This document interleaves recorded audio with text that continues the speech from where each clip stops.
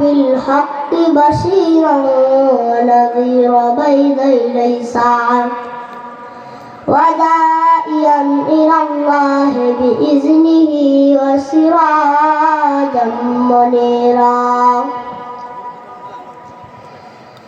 أعوذ بالله من الشيطان الرجيم.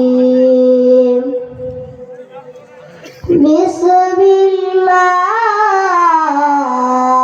الرحمن الرحيم.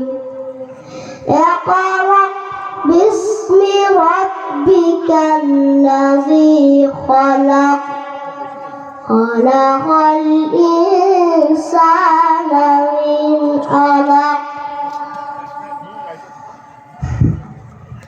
মহান রব্বুল আলামিনের শুকরিয়া আদায় করব, জোরে বলি আলহামদুলিল্লাহ। যে মহান রব্বুল আলামিন এই মাহফিলে আসার এবং বসার সুযোগ দান করেছেন, সেই মহান রব্বুল আলামিনের দরবারে আবারও শুকরিয়া আদায় করে আলহামদুলিল্লাহ। সকল দরুদ মহান নবী সাল্লাল্লাহু আলাইহি ওয়াসাল্লামের রওজা মুবারকে আমরা সবাই জবান খুলে নবীর দরুদ পাঠ করি। আল্লাহুম্মা সাল্লি আলা মুহাম্মাদ ওয়া আলা আলি মুহাম্মাদ কামা সাল্লাইতা আলা ইব্রাহিম ওয়া আলা আলি ইব্রাহিম ইন্নাকা হামিদুম মাজিদ।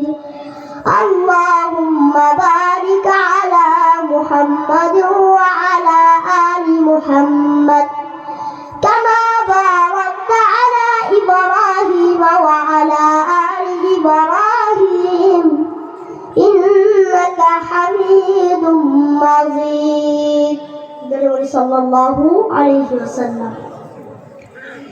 আল্লাহ রাব্বুল আলামিন সূরা কদরে বলেন, ইন্না আনজালনা লাইলাতুল কদর, নিশ্চয় আমি কদরের রাতে কোরআন অবতীর্ণ করেছি। কোন রাতে কোরআন অবতীর্ণ করেছেন আল্লাহ?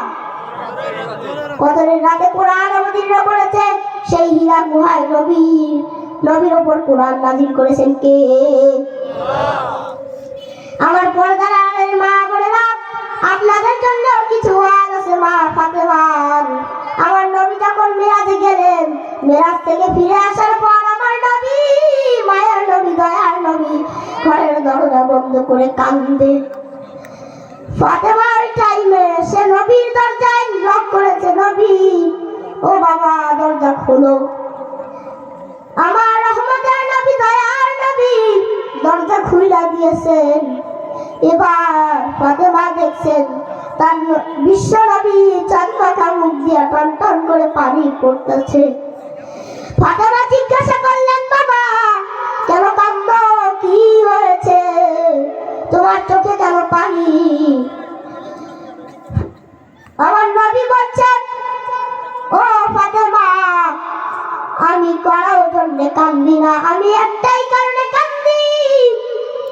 আমি যখন মেরাজে গেলাম, মেরাজ থেকে ফিরে আসার পর আমি যখন মেরাজে গেলাম, জান্নাতে যখন প্রবেশ করলাম, জান্নাত অনেক ভালো ছিল।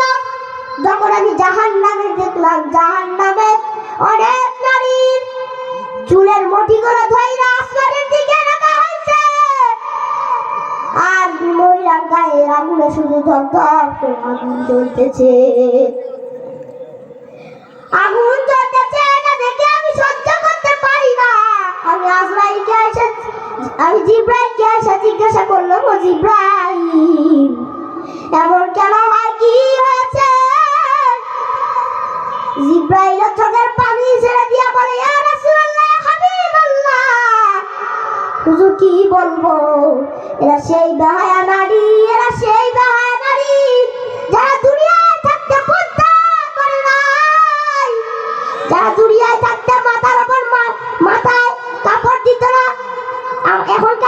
এখনকার নারীরা কি মাথায় কাপড় দেয়? ভাইরা জোরে বলেন ঠিক কিনা?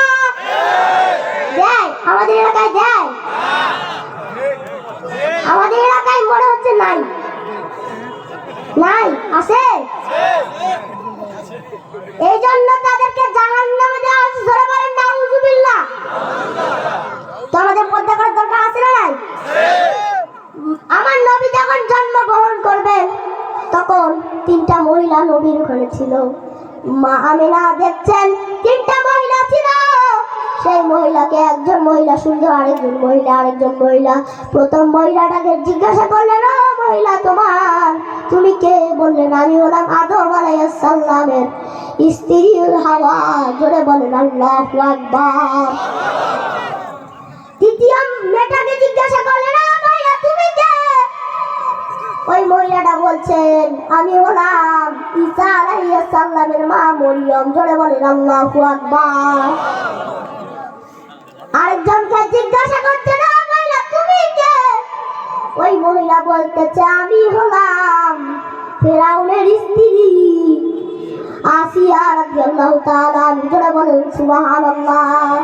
এটার সাথে কথা বলতে বলতে আমার নবী চলে এসেছেন, দুনিয়া আগমন করে ফেলেছেন। জোরে বলেন আল্লাহু আকবার। আরো জোরে বলেন, নবী আগমন করে ফেলেছেন।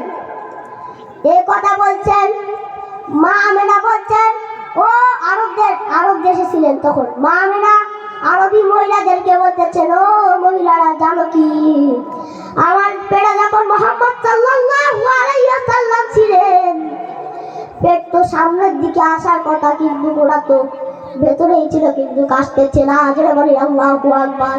আর